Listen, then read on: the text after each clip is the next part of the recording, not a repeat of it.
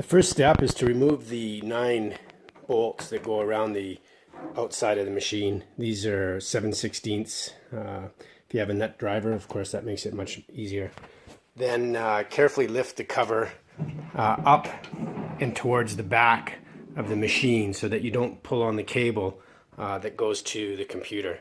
You can lie the cover down behind the machine. Once the cover has been removed from the machine, we can remove the cable going to the control panel by pressing on each of these 2 locking tabs. That cable will then be disconnected and you can move the cover out of the way. Here's how we're going to remove and reinstall the new motor assembly. There's going to be 8 nuts to remove, 4 on each side. There's 1 here, 2 down below here, and 1 at the back. This one's a little bit awkward to get at. As well, there's 3 on this side, and again the nut at the back. This is best done with 2 people so that one person can hold the drum assembly so that you're not pulling on the wires or touching the computer at the back. Mine doesn't have the drum on it, but yours, you'll leave the drum on. If you have access to a nut driver with a universal joint, it makes the process much quicker. After removing the 8 nuts from both sides of the machine, and 1 more back here, we're going to disconnect a few cables in order that we don't pull on them as we disconnect the motor bracket. There's 2 cables coming from the main computer. There's 1 here that goes up to the solenoid, and this black and white one here that goes up to the heater relay. These can be removed by squeezing on the small tab before pulling up. There's also 2 cables that go to the motors that will remove from this board. The first one is up here.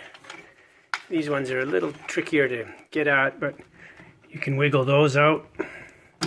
That one, as well as the white one down here. Once the cables are removed, there's still a few cables that will be connected. These ones are a little bit longer, so you can probably just have someone hold this back or hold this part up once we lift it while you replace the motor bracket. Or if you're not comfortable with that, you can remove the cables, but it's much easier to have someone hold the basket assembly while we do this. We will remove this bolt. It's a 1/2-inch bolt, and the entire motor assembly will just now lift off. Once the linear actuator, which adjusts the elevation of the machine, has been disconnected, we can then carefully lift this bracket off, and like I said, have someone hold it behind the machine while you remove the rest, and that prevents you from pulling on the cables. Also make sure that you don't damage the computer while you're holding this. Once the drum basket has been removed, we can easily lift off the motor mount bracket and then reinstall the new motors in reverse order. One small thing to note, the wires coming out of the back of the new motors are color-coded black and white. Ensure that these go back to the same positions that they were in when they were removed from the old motors. Otherwise, the motor shooting the balls will go in reverse.